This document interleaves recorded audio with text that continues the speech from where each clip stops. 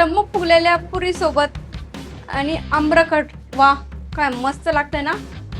चला तर आज आपण बघणार आहोत आम्रखंड कसा बनवायचा। तर आंब्याचा सीझन चालू आहे तोपर्यंत तर आज आपण बघणार आहोत आम्रखंड कसा बनवायचा। त्यासाठी लागणारे साहित्य बघू। इथे मी चक्का घेतलेला आहे आणि आंब्याचा गर काढून घेतलेला आहे आणि साखर घेतलेली, पिठी साखर घेतली तरी चालेल, वेलायची, काजू, बदाम, मनुका।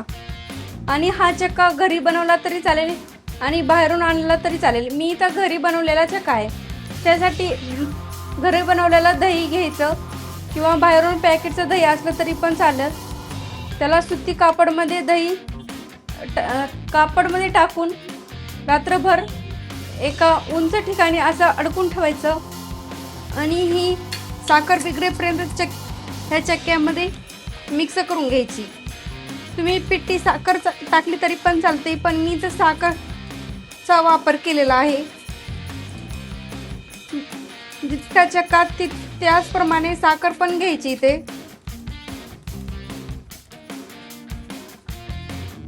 घरी बनवलेल्या चक्क्याची टेस्ट वेगळीच आणि बाहेरून आणलेली चक्का वेगळाच।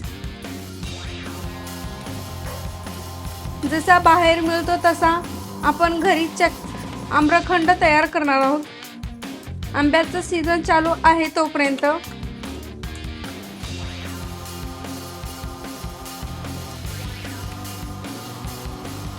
आता साखर ही ह्या चक्क्यामध्ये संपूर्णपणे विरघळलेली आहे। आता यामध्ये घेते आंब्याचा गर ऍड करून। तुम्ही मिक्सरला लावलं तरी चालेल, नाही लावलं तरी पण असा बनवला तरी पण चालतं।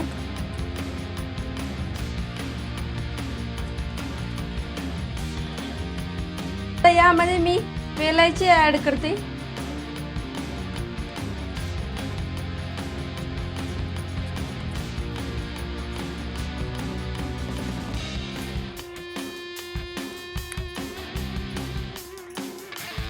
यामध्ये शक्य असेल तेवढं हापूस आंबा पासून आम्रखंड बनवायचा।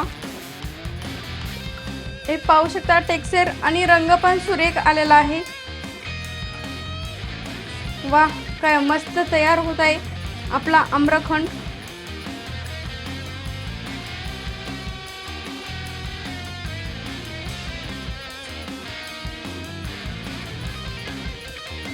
आता एका वाटीमध्ये हे आम्रखंड मी काढून घेते।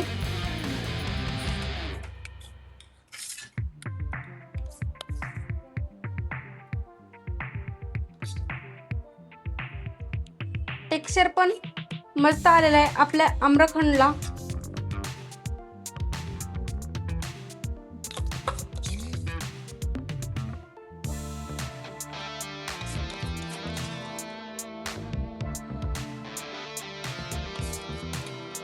पाहू शकता असं मस्त टेक्स्चर आलेलं आहे। आता थोडे यावर काजू बदाम घालते।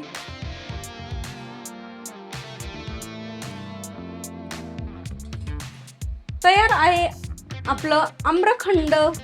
पाहू शकता तयार आहे आपलं असं आम्रखंड।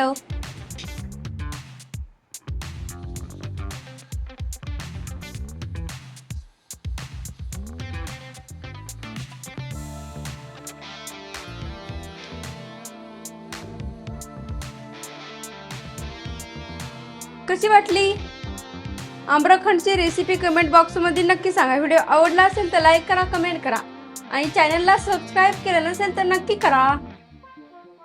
व्हिडिओ पाहिल्याबद्दल धन्यवाद। भेटू अशा साध्या सोप्या रेसिपी सोबत। तोपर्यंत मजेत राहा, खुश राहा, आनंदात राहा।